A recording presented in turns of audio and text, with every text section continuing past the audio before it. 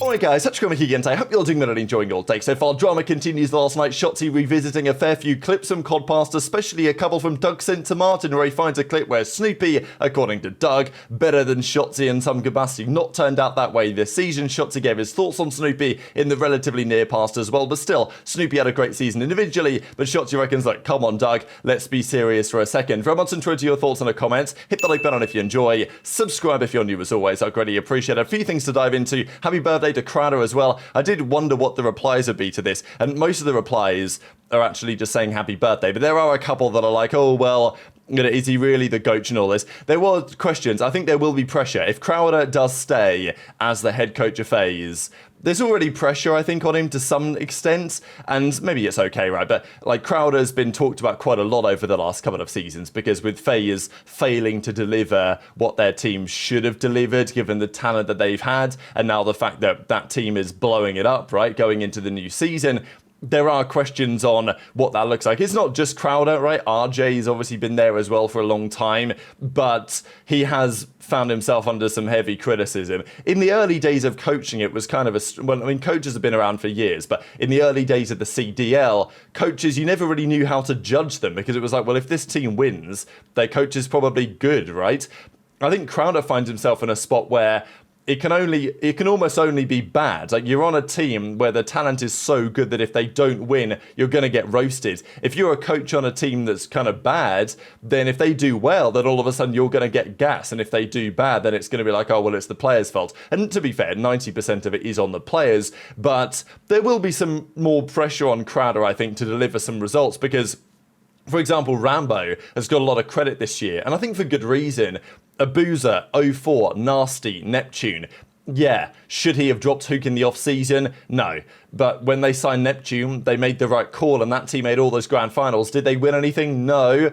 But I think Rambo still gets a lot of credit for that, and probably for good reason. In my opinion, if Rambo wasn't the coach of that team, I don't think they get the success that they do. So his stock as a coach has gone up this year, whereas for Crowder, his stock has only gone down. But that's just kind of how it is. Not to say that he isn't still potentially a great coach, but I think with the new FaZe team, with a couple of those guys that I just mentioned, if Ofer and Abuzah do indeed join, then they will be in a spot where their talent level has gone down to some degree. So if they can maintain similar results, if not better, then the coach actually is going to maybe get the credit they deserve. But it's almost impossible to really figure out which coaches are actually any good. Couple of quick things on Modern Warfare 4. So here we go again, ladies and gentlemen. All I'll say is Black Ops 7 might not be that good. It might not be the game that we're hoping that it's going to be. There's always optimism around it, but as a long-time CoD fan, we know not to read into it too much. All I will say is that if Black Ops 7 is a good game, enjoy it while it lasts, because Infinity Ward are at it again. Over the last couple of days, Reality UK has come out with a few leaks on Modern Warfare 4 and suggests that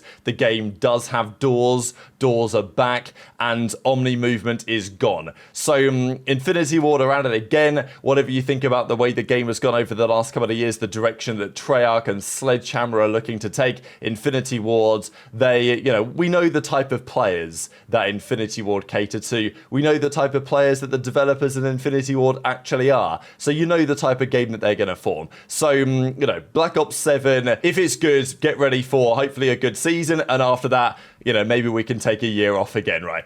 A couple of other things were going on. Zuma, the drama continued with the Imperial Hal situation we talked about yesterday, and he was firing back with a few people. They were talking about some of the pros in the Apex Legends side getting paid 400k, and Zuma says that a couple of pros in CoD are getting paid basically double that. Triple that seems like a stretch. I don't know what Shotzzy's getting paid. Like, that's the other question, right? I don't know what Pred's getting paid exactly. I'm pretty sure that Cellium is getting paid well over 500, right? Not a million, but, well over 500, I think, is what Cellium's on. And there have been some numbers that have flown around over the last few days. Not 100% sure what's true, but I would be surprised if Cellium isn't the highest paid player in the league. And if he isn't, I think it's got to be Shotzzy or something. There's nobody else. Even then, I don't see how that's possible. I don't know. Maybe OpTic has like so much money. I would be very surprised if Cellium isn't the highest paid player. He's certainly the highest paid player on any team that isn't called OpTic, I would well imagine.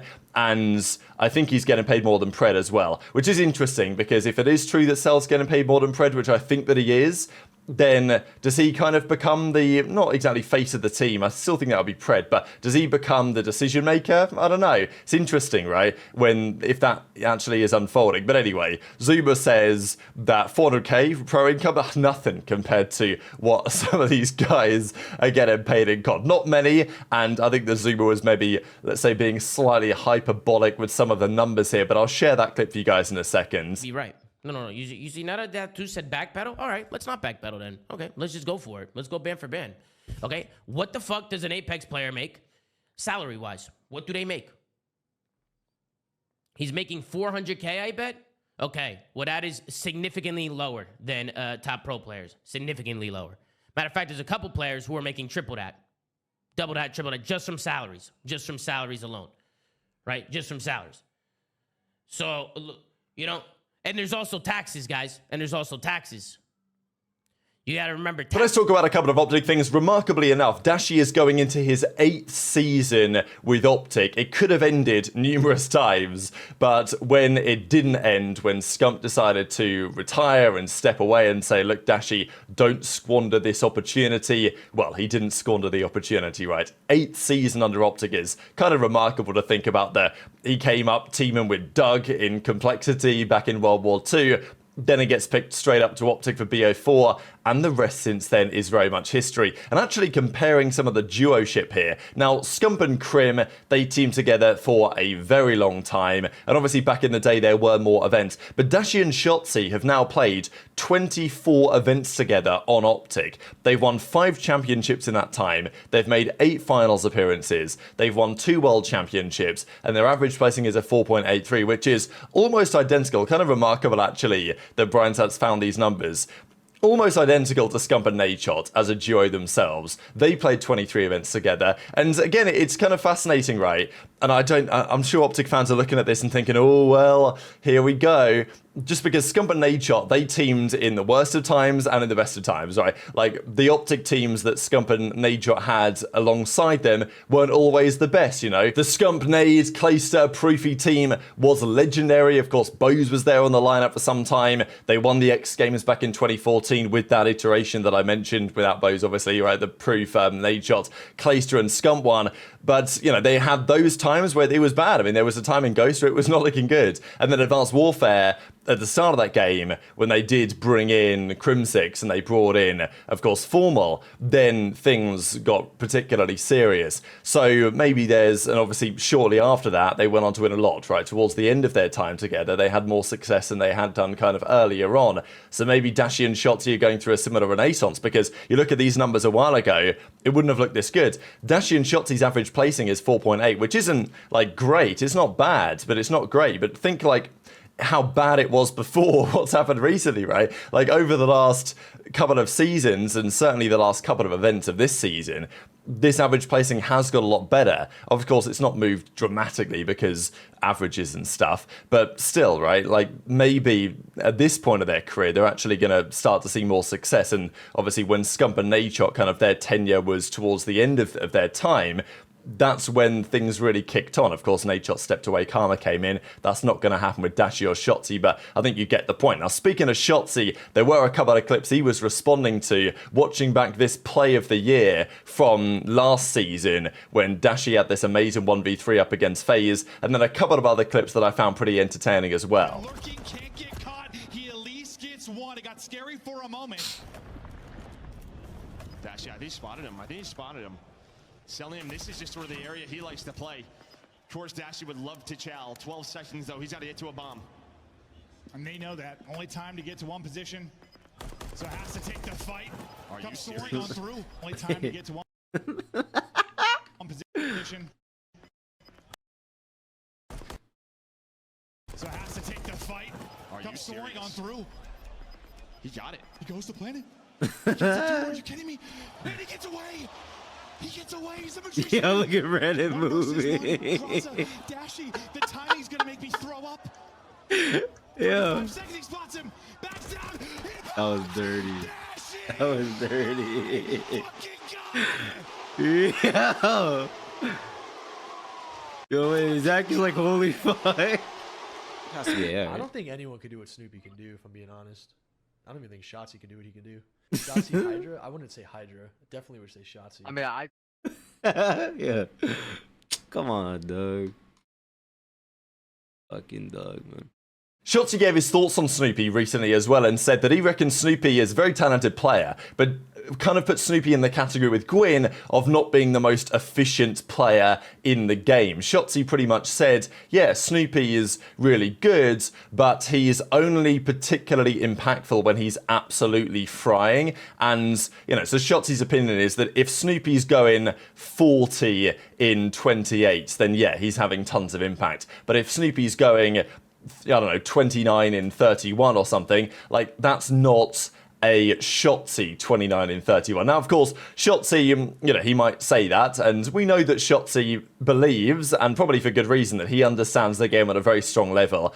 And also, you can't deny it, right? Like, there were times this season where you could say, oh, Shotzzy, you were clowning on the other teams for being terrible, not knowing how to win, and now you guys are going 0-18 map counts. You know, it was very easy to say, well, does Shotzzy really know what he's talking about? Whereas now he's gone back-to-back at the end of the season. It's kind of, when Shotzzy talks, you got to listen nowadays, right? You got to listen. And if he says that a certain player is not being as efficient on the map as they could be, then, you know, there's probably something in that. Now, Snoopy is clearly very talented. And I think that Boston have been, let's say, vindicated by keeping Snoopy when there were lots of criticism or sending him back to challengers or he's got to go to another team, whatever. But Snoopy clearly very talented. They stuck by him. And they had a good season with Snoopy this year, right? Third at the World Championship is not something to sniff at, given the, let's say, budget that Boston put into that team this season. And look, for all Doug's flaws maybe over time, he certainly has an eye for talent. Nobody's going to deny that at all. But when Doug said the other day, oh, well, you know, Snoopy can do stuff that Shotzzy can't do, Shotzi's like, are you so sure about that? You know, have a look at my rig, right, or whatever. I'm not sure Shotzi's really that type of character, but you know what I'm saying anyway. But still, I think Doug deserves some credit for the team that Boston built this season, sticking by Snoopy. They might not keep him, they might, but there are rumours that Miami might well be interested to replace Real. That was a rumour a while ago. Something to think about. If not, he's probably going to stay on Boston. If he does, I would keep Purge, and I would then look at what you do with the ARs, right? I would expect probably Awakening to look to, you know, to upgrade on him. Maybe you keep Cammy. I can see some value there. I think they've formed a solid squad that they could kind of keep rolling with, but at some point, Snoopy will get, I think, interest from, I mean, Heretics would be a pretty big step up, you would think, on paper, given some of the talent that's on that roster. Not to say that it's going to happen guaranteed, but it's at least something to think about. So very much enjoyed your thoughts on all this stuff in the comments. Just one final thing, actually. I know this has been doing the rounds with aBeZy leaving FaZe. Is this the best play in the history of CoD? Now, to me, the immediate answer is no, because there was no fans. I don't know, like, does that reduce the value to some degree? I mean, it definitely reduces the value in my opinion, and I think there are probably others I would put ahead of it, but still, it's definitely up there, right? I mean, this 1 versus 4 against New York, the team that eventually won the World Championship that year, is just so insane that, like, you know, the gunfight went on Disguise, and then what he does to Priester at the end for the 1 versus 4, you know, this was an unreal moment. Is it the best play in CoD history? I'd say probably not. But very much enjoyed your thoughts in the comments. Hit the like button if you enjoyed it. Subscribe if you're new. Take care. And I'll see you next time. Behind you. above you? Dashed up like mid. Oh, that's a train. That's a train. Above you. I'm tripping. I don't even think you can get up there. I think you hear him boosting mid somewhere. To your right? I'm gonna just shut the fuck up. What the fuck is going on? I don't know.